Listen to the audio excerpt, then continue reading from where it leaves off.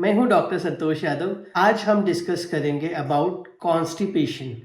क्या होता है कॉन्स्टिपेशन, कब आते हैं पेरेंट्स कॉन्स्टिपेशन लेके, कैसे रिलीफ करें, घर का उपचार क्या करें और मेडिसिन देनी पड़ी तो क्या देंगे।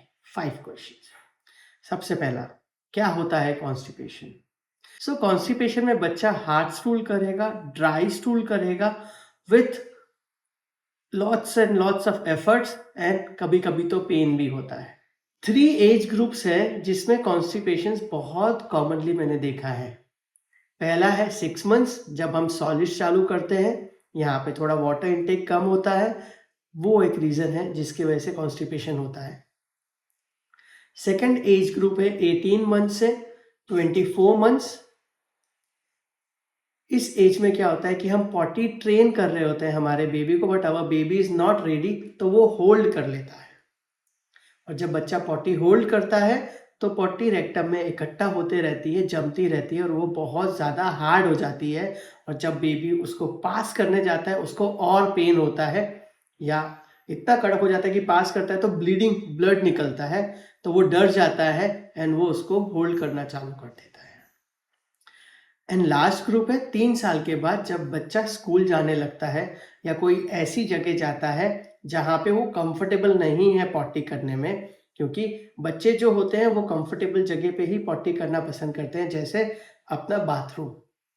स्कूल में वो पॉटी नहीं करेंगे, वो होल्ड करेंगे एंड जब वो घर आएंगे तब तक पॉटी कड़क हो जाएगी, और पॉटी कड़क हो गई है तो वो पास नहीं कर पाएंगे, उनको पेन होगा, वो फिर से रोकेंगे। ये ऐसा साइकिल चलता रहेगा जिसके कारण कॉन्स्टिपेशन हो सकता है।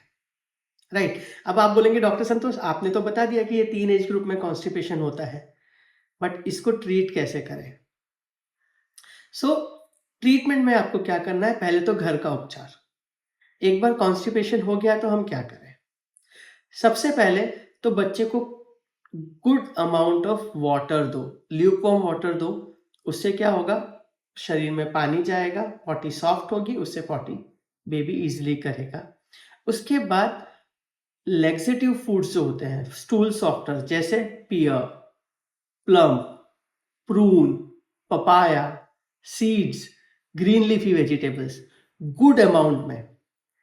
यहाँ पे इशू क्या होता है, पेरेंट्स बोलते हैं डॉक्टर हम तो देते हैं लेकिन उससे कुछ हो नहीं रहा है। ध्यान रखिएगा, आप वो एडिक्वेट अमाउंट नहीं दे रहे हैं। अगर आप ये फ्रूट्स के जूस बना रहे हैं तो मिनिमम 100 ml से 150 ml जाना चाहिए। ग्रीन लीफी वेजिटेबल्स दे रहे हैं तो मिनिमम 25 से 30 ग्राम्स जाना चाहिए, तो ही वो काम करेगा, अदरवाइज वो काम नहीं करेगा। अच्छा, क्या आपको पता है कुछ फैक्टर्स हैं, अगर आपका बच्चा वो ले रहा है उसके कारण भी कॉन्स्टिपेशन हो सकता है, किसी किसी में, सब में नहीं। सबसे पहला है मिल्क। अगर बच्चा large amount of cow milk या बफेलो मिल्क लेता है उससे कॉन्स्टिपेशन होता है। दूसरा आयरन, राइट, आयरन भी नोन कॉज है कॉन्स्टिपेशन का।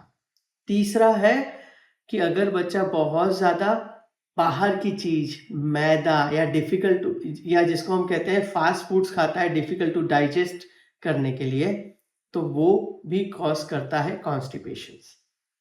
अगर बच्चे बहुत छोटे हैं, लाइक 6 मंथ्स पे कॉन्स्टिपेशन हो रहा है, अगर आप बेबी को आप मसाज करते हैं, गर्म पानी में रखेंगे तो that will help to relieve constipation. And अगर बच्चा बड़ा है तो आप बेबी को एक्सरसाइज कराओ, वॉकिंग, साइकिलिंग, गर्म पानी में बिठाओ, और पहले जो मैंने आपको बताया वो आप करेंगे तो उससे बेबी को कॉन्स्टिपेशन रिलीव होने में हेल्प होगा। बट ध्यान रखिए, this is a continuous process. ऐसा नहीं कि आपने एक दिन दे दिया, कॉन्स्टिपेशन रिलीव हो गया एंड देन आपने बंद कर दिया, नहीं चलेगा। आपको ये कंटिन्यूअसली फॉलो करना पड़ेगा। अगर आप एक फ्रूट दे रहे हैं या वेजिटेबल्स दे रहे हैं तो you will have to give it continuously, right.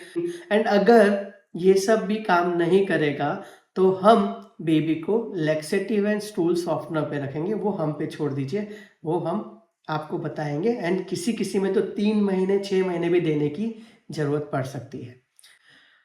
Hopefully this video is useful for you, and I'll keep making these essay videos which will help my baby to grow well. Thank you. Happy parenting.